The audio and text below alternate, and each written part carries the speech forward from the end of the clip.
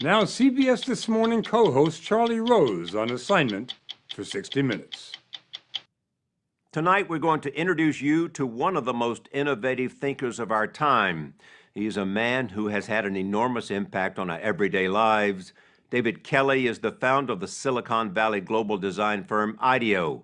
His company has created thousands of breakthrough inventions, including the first computer mouse from Apple, the stand-up toothpaste tube, and a better Pringle for Procter & Gamble. IDEO may be the most influential product design company in the world. Kelley was a longtime friend and colleague of Steve Jobs, and he is a pioneer in something known as design thinking, an innovative approach that incorporates human behavior into design. The big thing about design thinking is it allows people to build on the ideas of others. Instead of just having this one thread, you think about it, I come up with an idea and then somebody from somewhere else says, oh, that makes me think we should do this. And then we could do that. And then you get to a place that you just can't get to in one mind. If you follow David Kelley around IDEO, you can see how he has infused that thinking into the legendary Palo Alto firm he founded more than 20 years ago.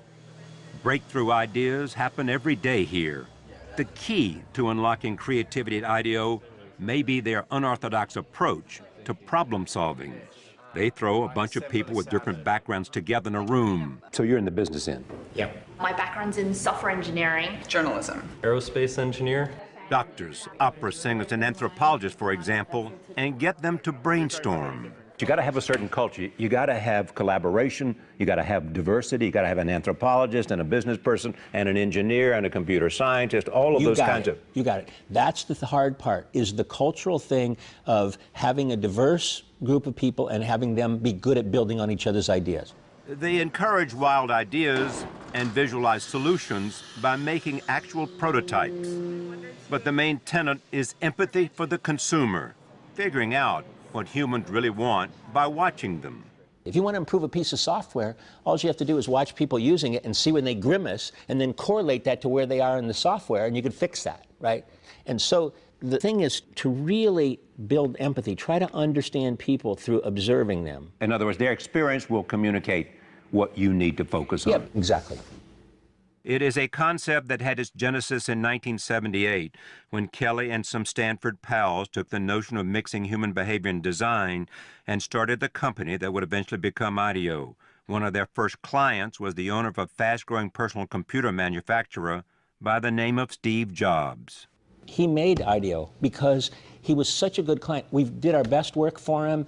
We became friends, and he'd call me at 3 o'clock in the morning. At 3 a.m.? Yeah, we were both bachelors, so he knew he could call me, right? So he'd call me at 3 o'clock, and he'd just, like with no preamble, hey, it's Steve. First I knew if it was 3 o'clock in the morning, it was him. And there's no preamble, and he'd just start. He said, you know those screws that we're using to hold the two thing on the inside? I mean, he was deep into every aspect of things. Kelley's company helped design dozens of products for Apple, including Apple III and Lisa, and the very first Apple mouse, a descendant of which is still in use today. He said to us, you know, for $17, he gave us that number, $17, I want you to make a mouse that we're going to use in all of our computers. So what happened here was we're trying to figure out how to make, so you move your hand and how you make the thing move on screen. So at first we thought, we got to make it really accurate. You know, like when we move the mouse an inch, it's got to move exactly an inch on the screen. And then after we prototyped it, we realized it doesn't matter at all. Your brain's in the loop. The whole thing was make it intuitive for the human. In fact, but even after they solved that monumental problem, Jobs still wasn't satisfied. And so he didn't like the way the ball sounded on the table. So we had to rubber coat the ball. Well, rubber coating the ball was a huge technical problem because you can't have any seams. You got to get it just right. And so, you know, it'd just be one thing like that. Suppose Steve had said to you, I'd like to have a ball that's not steel but rubber coated, and you said, no, you can't do that, Steve. What would he say? The expletives that I would have would probably are not good on camera, but it was basically, I thought you were good. You know, like I thought I hired you because you were smart. You know, like you're letting me down. Hi, I'm David Kelley. Sorry I can't be with you today at Monterey Tech. I planned on being there, but this is the last week of school, and so the students are doing their final presentations, so I think I better stay here. Anyways, I've read through your material, and I think it's really great to see all the things that you're attempting to do to bring learning to the 21st century and all of the exciting design aspects of what you're doing.